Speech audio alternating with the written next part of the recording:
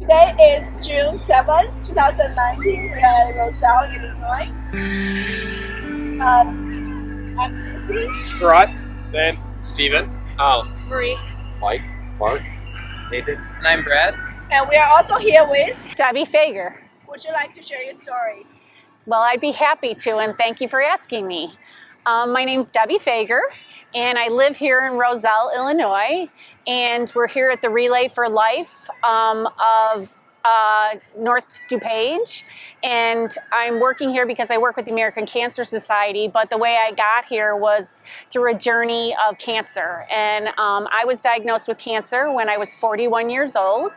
I was married and had two little children, Danny and Katie. They were in 5th and 7th grade, and doing my daily things, and cancer doesn't really discriminate, so I was running around and living a full life, and I used to walk with my girlfriend and would have trouble keeping my stride with her, and so I kept thinking I pulled a muscle, and after a long time I ended up going to the doctor and was misdiagnosed with a groin pull. But bottom line is, I ended up one day in a surgeon's office, and he said, "Are you here by yourself?" And they had done a blood test and a CAT scan, and he said, "It looks like you have a very rare appendix cancer that we see in women around age 40. And I would say that's when all heck broke loose in my life. And you never think you're going to hear those words.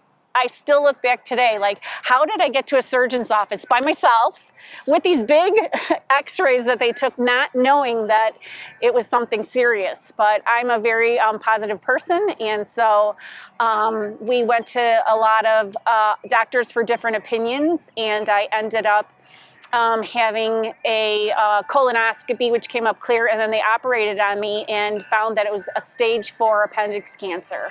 And so I had it metastasized through my whole abdomen already, and it was the most frightening thing that I ever experienced. I'd never been operated on in my whole life, and so to wake up and to hear those words was so frightening, and it's kind of surreal to just go home and look at everything around you, and just to have your mortality in front of you like that was the scariest thing I've ever had to face. And so I started chemotherapy and went through a lot of that. I got very, very sick.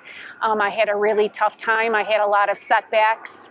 I had a pulmonary embolism. I had things that a lot of people would have died for all by themselves. But I believe that God wanted me here for today, maybe.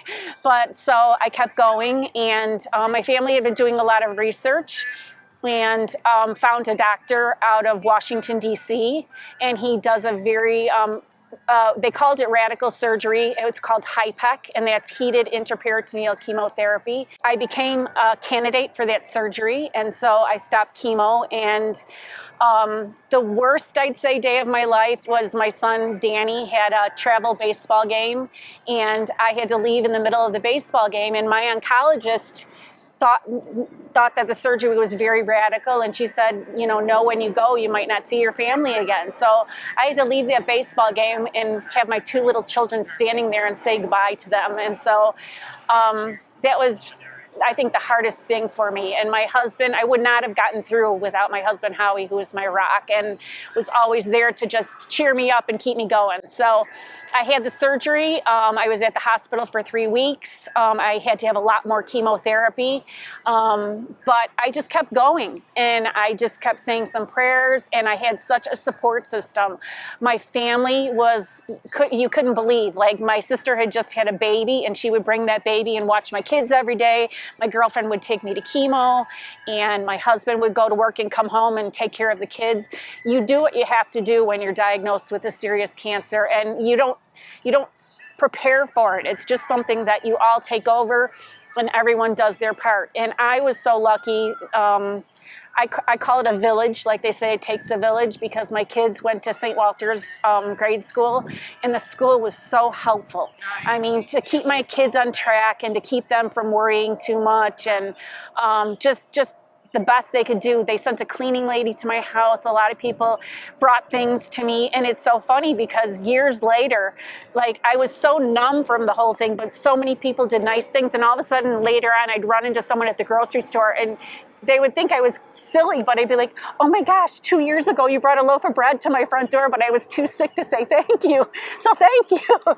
But it was the kind of things that, you would do for others. And when you see people do for you, it is just absolutely amazing. And it makes you want to give more because you think, would I go out of my way for somebody I don't know that well? And a lot of people will. So it was really awesome and special. So I had a very, very long journey. And like I said, I had more chemotherapy. And a year later, it went to my lung. And I had to have another lung surgery to remove a segment of my lung. But that was in 2003. And since then, I have been cancer-free. I've seen both my kids graduate grade school, high school, college.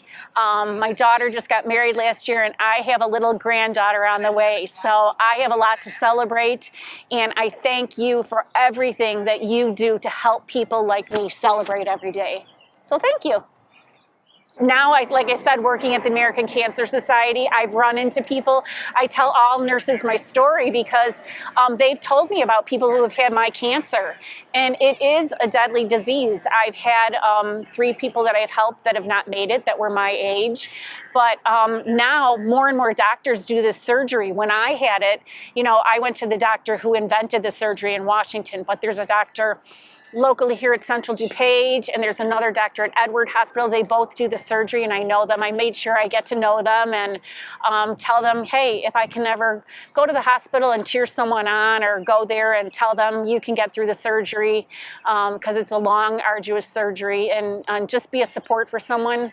That's all you can do is pay it forward to other people. So we have 2 major campaigns. I won't leave without saying that. We have a campaign on colorectal cancer. So if anyone sees this and you're over 45 years old and you don't want to have to deal with cancer like me, go get your colonoscopy or talk to your doctor and get some kind of testing. There's lots of things you can do.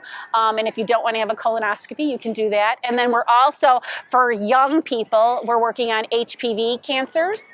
And a lot of kids are not getting HPV vaccinations. And HPV cancers, there's 6 different cancers that are affected by the virus. And all you have to do is, when you're between 11 and 12, get your shot just like you get Tdap and meningitis.